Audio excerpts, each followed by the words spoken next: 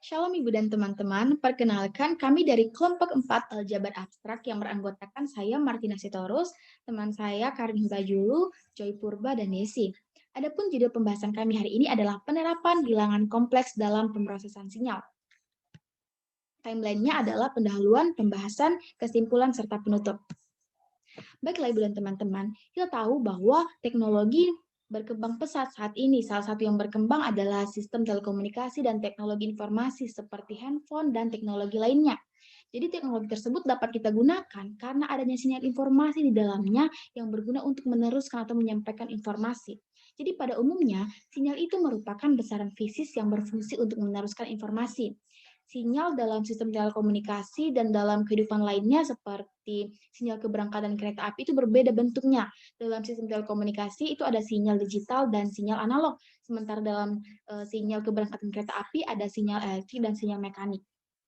Jadi, dalam pengembangan sinyal, salah satu ilmu yang berguna untuk pengembangan sinyal itu adalah ilmu bilangan kompleks, dan ilmu ini ditemukan oleh Joseph Fourier. Ilmu ini disajikan dalam rumus yang berguna untuk analisis sinyal. Baik teman-teman semua, sekarang kita akan masuk kepada pembahasan. Yang pertama yaitu sinyal. Apa itu sinyal? Sinyal adalah satu besaran fisis yang berubah terhadap waktu, ruang, ataupun berubah karena variabel lainnya. Jadi sinyal itu tidak menetap, tapi itu gelombang yang berubah-ubah terhadap waktu, ruang, atau dipengaruhi oleh variabel-variabel lainnya. Lalu penggolongan sinyal. Penggolongan sinyal berdasarkan jumlah variabel itu ada dimensi 1, dimensi 2, dan dimensi 3. Yang pertama adalah dimensi 1. Contoh dari dimensi 1 adalah sinyal audio. Jadi suara yang kita dengar, baik suara manusia, suara dari speaker, atau suara dari yang lainnya. Yang kedua, itu dimensi 2. Nah, dimensi 2 ini contohnya adalah citra. Nah, yang terakhir adalah dimensi 3, yaitu seperti video, atau yang sering kita tonton di YouTube, atau platform lain yang merupakan video gitu. Jadi itu merupakan sinyal dimensi 3. Lalu sinyal itu dibagi ke dalam dua jenis, sinyal analog dan sinyal digital.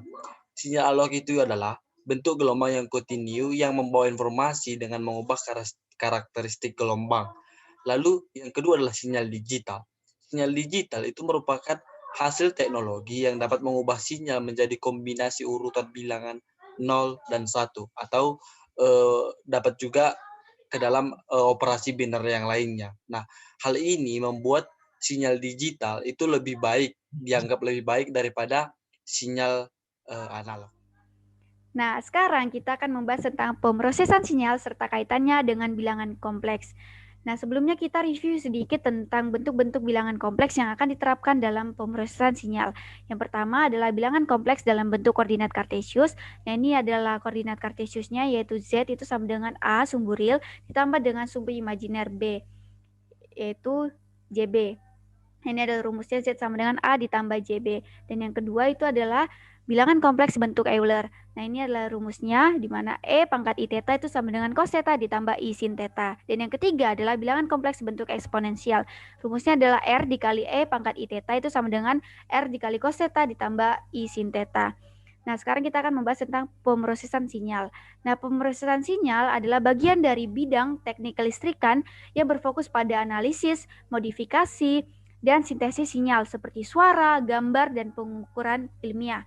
Nah, teknik pemrosesan sinyal dapat digunakan untuk meningkatkan transmisi atau pengiriman pesan, efisiensi penyimpanan dan kualitas subjektif, dan juga untuk menekankan atau mendeteksi komponen yang menarik dalam sinyal yang akan diukur. Nah, untuk melihat kaitan pemrosesan sinyal terhadap bilangan kompleks, kita akan melihat satu persatu dari dua jenis pemrosesan sinyal berikut, yaitu pemrosesan sinyal analog dan pemrosesan sinyal digital.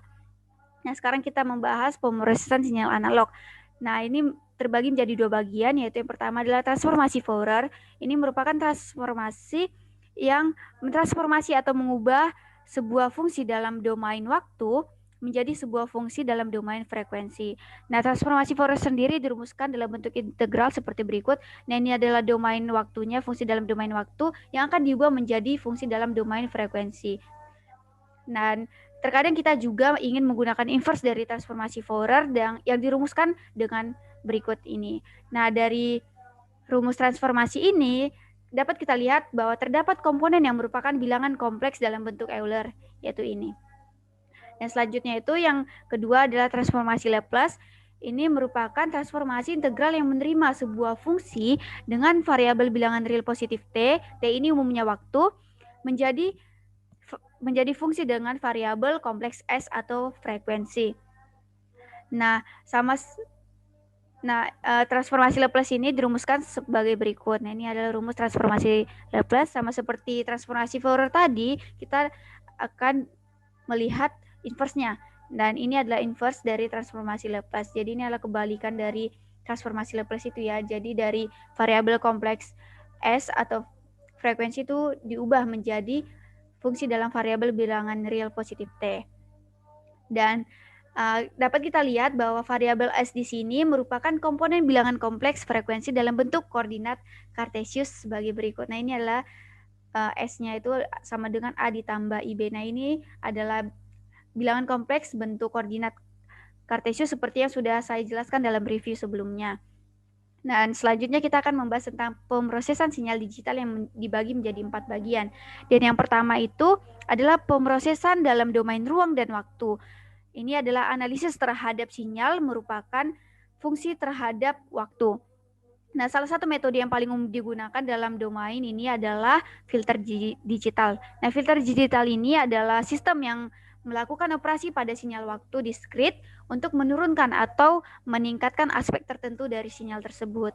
Nah, selanjutnya yang kedua itu adalah domain frekuensi. Nah, ini adalah sinyal dalam domain ruang dan waktu yang dapat ditransformasikan menuju domain frekuensi menggunakan transformasi Fourier yang telah dijelaskan bagian sebelumnya. Bedanya, untuk sinyal digital ini bersifat diskrit, sehingga transformasi yang digunakan itu juga transformasi Fourier diskrit. Nah, transformasi Fourier diskrit ini dirumuskan sebagai berikut. Nah, ini adalah rumus transformasi Fourier diskrit, dan inverse-nya itu adalah berikut ini. Nah, dari rumus ini juga bisa kita lihat ada penerapan bilangan kompleks dalam bentuk Euler, seperti itu. Nah, pemesan sinyal dalam domain frekuensi ini umumnya bertujuan untuk mengecek ciri dari sinyal tersebut. Demikian.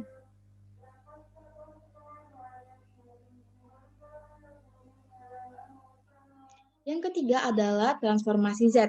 Transformasi Z mengubah sinyal waktu diskrit menjadi sinyal dalam domain frekuensi.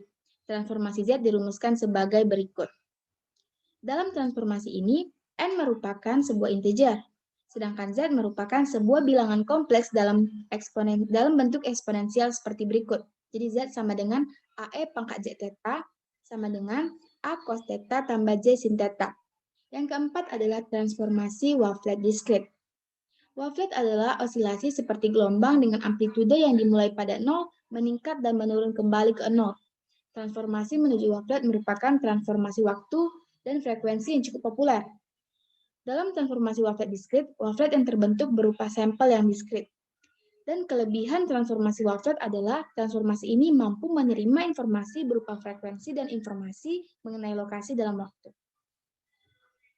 Selanjutnya, saya akan menjelaskan manfaat sinyal dalam kehidupan sehari-hari. Pertama, sebagai perancangan sistem kontrol untuk pabrik kimia. Pabrik kimia diperlengkapi berbagai sensor sinyal dan sistem kontrol akan menanggapi sinyal sensor tersebut. Kedua, perancangan autopilot untuk pesawat terbang dan sistem kontrol komputer. Sinyal berfungsi untuk mengatur kecepatan, ketinggian, dan arah pesawat terbang. Sedangkan pada sistem komputer, sinyal mengatur variabel-variabel yang ada seperti pengaturan kecepatan dan posisi pesawat. Nah, pengaturan ini dibuat supaya pesawat terbang mengikuti arah yang khusus, memperlancar perjalanan, dan memperbaiki tanggapan terhadap perintah pilot. Ketiga adalah digunakan untuk teknologi medis, yaitu elektrokardiogram atau EKG. Nah, EKG adalah pemeriksaan fungsi jantung dengan metode perekaman aktivitas listrik pada otot jantung. Nah, sinyal jantung yang berbentuk analog pada rangkaian EKG diubah menjadi sinyal digital. Lalu sinyal digital dikonstruksi kembali agar dapat melihat dan mengetahui perkiraan laju jantung dari sebuah EKG. Keempat, digunakan untuk transmisi dalam komunikasi jarak jauh, atau disebut juga dengan telekomunikasi. Nah, prinsip kerja sederhana dari telekomunikasi Itu diawali dengan pemberian informasi dari perangkat satu ke yang lain. Lalu informasi tersebut dikonversi menjadi sinyal berupa listrik atau elektromagnetik atau sinyal analog atau digital. Nah, sinyal yang diterima diubah lagi menjadi informasi. Yang kelima, dalam pengaplikasian alat router untuk menghasilkan jaringan internet nirkabel. Nah, bagi yang menggunakan Wi-Fi pasti memiliki alat ini. Router berfungsi menghasilkan Wi-Fi atau jaringan internet nirkabel dengan mengirim sinyal ke penggunanya. Jadi ada pengiriman sinyal dari router ke perangkat atau penerima. Nah, selanjutnya kesimpulan. Pemanfaatan sinyal banyak ditemukan dalam kehidupan sehari-hari seperti di penggunaan listrik, telekomunikasi, alat transportasi, alat medis, dan lain-lain. Bilangan kompleks, terutama bentuk eksponensial dan Euler, berperan dalam pemrosesan sinyal. Oleh karena itu, penggunaan bilangan kompleks dan pemrosesan sinyal tentu akan terus berkembang dan menghasilkan teknologi baru yang lebih baik dari sebelumnya. Sekian dari presentasi kelompok kami. Terima kasih.